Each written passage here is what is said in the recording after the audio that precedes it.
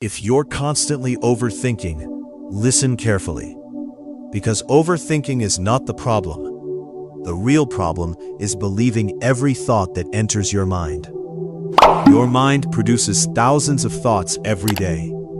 Not all of them are true. Not all of them deserve your attention.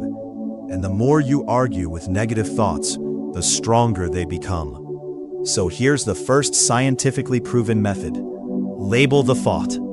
Instead of saying, "I'm going to fail," say, "I'm having the thought that I'm going to fail." Instead of saying, "My life is a mess," say, "I'm having the thought that my life is a mess." This simple change creates distance between you and the thought. You stop becoming the thought, you start observing it. And when you observe a thought, it loses power over you. Now here's the second method. Replace overthinking with action. Most people wait until they feel confident. That's a mistake. When your mind says, "What if it goes wrong?" don't answer the question. Take one small action. Send the message. Write the first sentence. Go for the walk. Make the call. Start the task. Action gives your brain evidence. Overthinking only gives your brain more questions.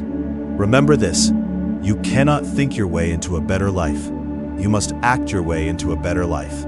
The next time your mind starts creating endless scenarios, don't fight the thoughts. Label them, then take one small step forward. Because the people who achieve the most are not the ones who think the most.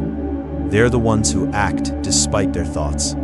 And sometimes, one small action is all it takes to silence 1,000 unnecessary worries.